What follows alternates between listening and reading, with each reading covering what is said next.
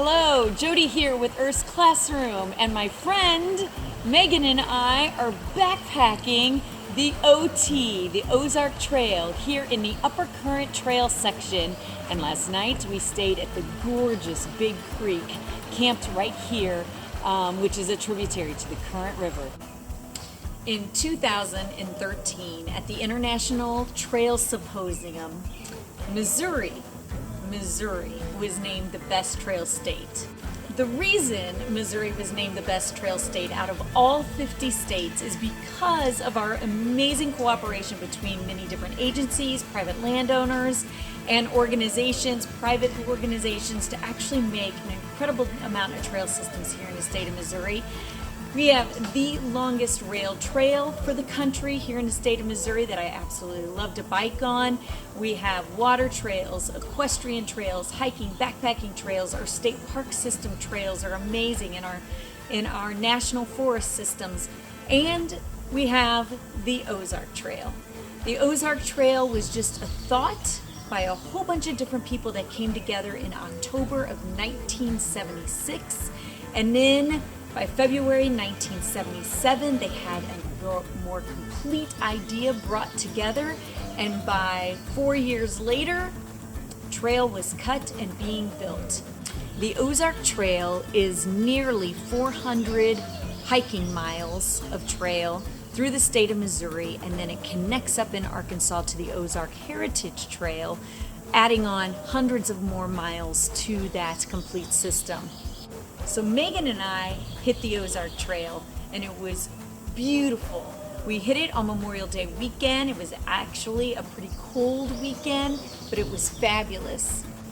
But one of the most fascinating things that we came across on the trail was a massive migration of a very specific creature. And this creature can actually produce and secrete cyanide. If you're not familiar with what cyanide is, it's actually a chemical compound that can be hard on the heart and the brain because it can actually remove oxygen, not allow oxygen to get into the cellular structure. So cyanide is something that this particular creature can produce, but it's a low enough levels that it doesn't hurt the humans. Can hurt smaller little creatures like tiny little mammals or other invertebrates as well. This creature that was migrating in mass amounts that we saw everywhere, I actually misidentified, as you can see right here. Check out this centipede. It's a pretty decent sized one. It's beautifully yellow on the bottom.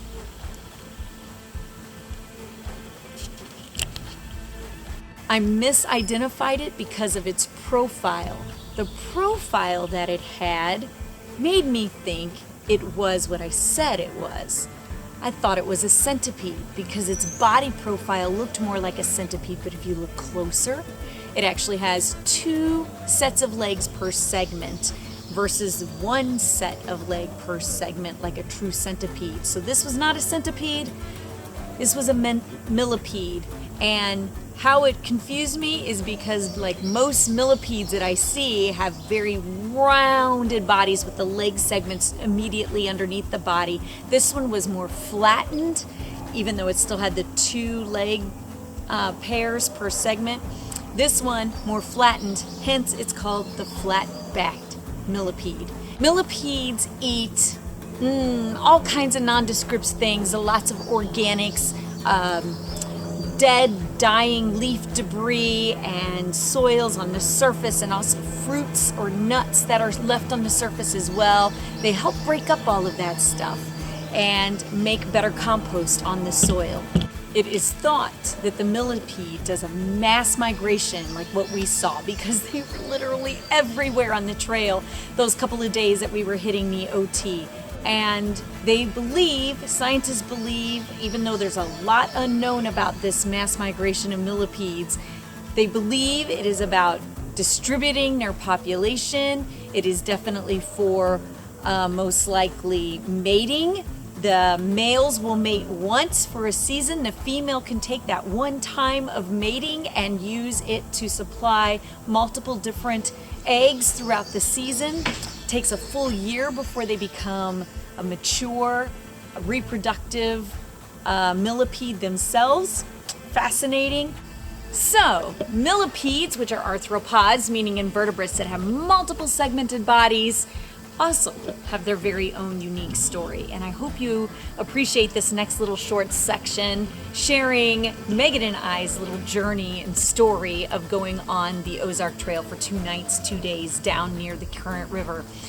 So, don't forget, please, to hit that like button, hit that subscribe button, hit that notification bell, and support Earth's Classroom so that you can see the very next educational video of the best classroom with no walls, Earth's Classroom.